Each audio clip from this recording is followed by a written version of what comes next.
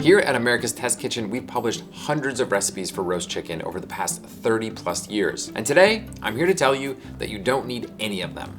That's a joke, it's a joke. Actually, we have so many great recipes that you should try. I've linked a few of my favorites below this video. But today, I want to talk more broadly about the best practices you need to know to consistently nail a perfect roast chicken. I'm talking about shopping, spatchcocking, skincare, salting, roasting, a concept I call cooking on the counter, and saucing. Let's start at the store. I think we can all agree that poultry shopping can be confusing. There are big birds and small birds and so many labels. I'm not going to get into what each and every one means today, but there's a big one we want to pay attention to, and that is air chilled versus water chilled. Air chilled poultry is hung from a conveyor belt and circulated around a cold room. This relatively lengthy process builds in time for some enzymatic breakdown of muscle tissue. This leads to meat that is noticeably more tender than water chilled poultry. We're talking about brands like Mary's and Bell & Evans. Water chilled poultry has been dunked in a cold chlorinated bath, which causes it to retain water. This dilutes flavor, hinders skin crisping, and in a sort of sneaky way inflates cost. While air-chilled poultry is often pricier per pound, remember that you are paying for the retained water at the price of chicken. And according to the USDA, it's not unusual for poultry to pick up 8 to 12% retained water by weight. Nobody wants that. If you can, please buy air-chilled. Number 2, spatchcock for faster, more even cooking. We have great recipes that roast a whole chicken, but my preferred method is to do a tiny bit of butchering known as spatchcocking or butterflying. Spatchcocking can help get dinner on the table faster, and the chicken will cook and brown more evenly. Spatchcocking means to cut out the backbone so that the bird can lay flat for roasting. Spatchcock probably derives from the word spitchcock, which means split cook, and was used as early as 1597 in reference to splitting eels. So, now you have that information. It's easy to do with a pair of good kitchen shears, and I really prefer this method to using a chef's knife, which can be a bit dangerous. All you do is lay the chicken breast side down, and starting at the tail end, cut along either side of the backbone all the way to the top like this. Then repeat on the other side and simply remove the backbone. Now, I know I don't have to tell you all this, but of course, save it to make chicken stock. Now you flip the bird so that it's breast side up and press down on the breast to crack the breastbone and flatten it to about the height of the legs. And finally, truss the legs together at the end. This puts tension on the legs like this so they pull away from the breast. This way, all of the skin between the breast and thigh doesn't bunch up and stay soggy during roasting. Now, look what we've got. Instead of a round bird shape with a hollow interior and some parts tucked away from heat, you've got a flat chicken that will cook much more evenly and where all of the skin is facing up, where it can render and crisp. That is beautiful. Speaking of skin, it's just like the dermatologists always say, you can't underestimate the value of a good skincare regimen. And well, the same holds true for chicken. The first thing I'm gonna do is use my fingers to loosen the skin covering the breast and leg portions. All I'm doing is sliding my fingers between the skin and the meat, and I'm being careful not to tear the skin. Here's why this step is so important. Skin doesn't dry out well if it's attached to meat, because water continually diffuses from the meat into the skin. So the surface of the skin can brown deeply while the underside is still moist. Putting an air gap in there helps the skin become drier during cooking.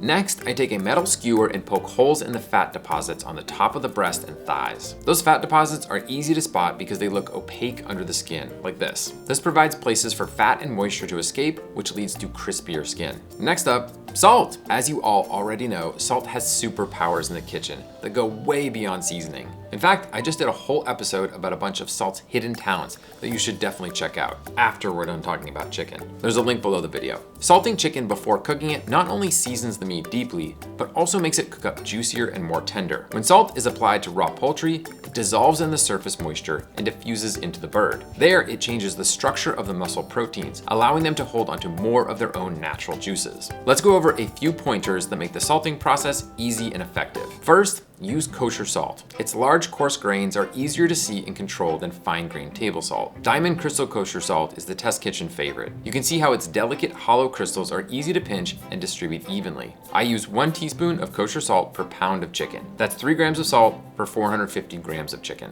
Second, you want to salt both under and over the skin. Chicken skin will seriously slow down the movement of salt into the meat. So we want to bypass it and apply it directly. Measure out the salt you need so that you can avoid cross-contamination, and then work it under the skin on the breasts and thighs. Then rub more over the entire surface as well as the underside. And third, salt needs time to do its thing.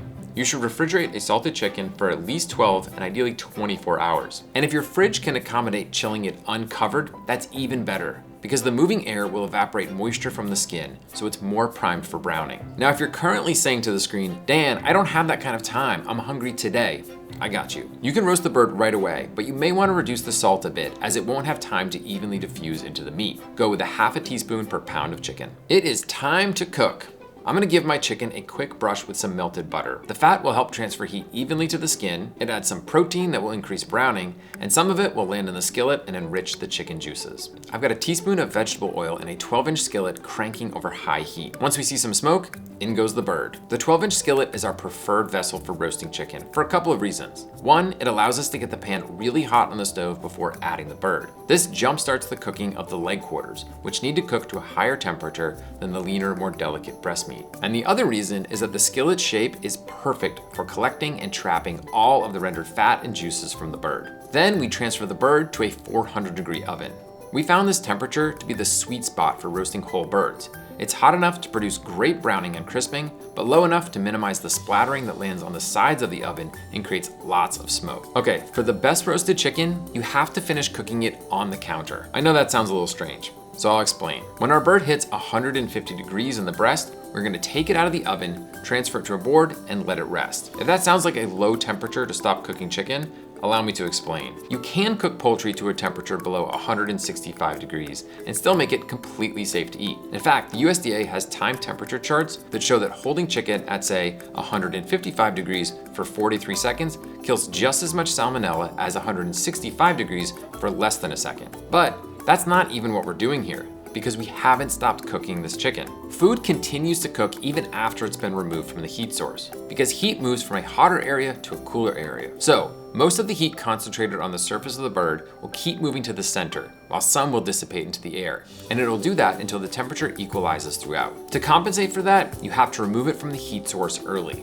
We are going to let this bird rest for at least 15 minutes, but you can go longer. It will climb those final degrees while sitting on the counter. For a deeper dive on carryover cooking and resting, check out my good friend Lon Lamb's show, Techniquely. She has an episode all about carryover cooking. There's a link below this video. Finally, we're gonna turn our focus to the liquid gold sitting in the skillet. I might argue that the best part of roasting a chicken isn't even the bird itself, but all of these rich chickeny juices that accumulate in the skillet. They're full of fat and savory drippings, which make them a fantastic flavor base for cooking some vegetables to have alongside the chicken, or for making a quick pan sauce. Let's whip up that pan sauce. I'll pour off all but 1 tablespoon of fat from the skillet. Then I'll soften some shallot and garlic and bloom some minced thyme. Then we add chicken broth and Dijon mustard and scrape up all of the flavorful fond. We'll reduce it down to about 3/4 of a cup, which only takes a few minutes. Then we finish with a couple tablespoons of butter and some sherry vinegar. The mustard gives it good body and bite, and the sherry vinegar adds nutty tang and depth. The butter gives it this rich, silky gloss that makes even the simplest roast chicken feel downright special.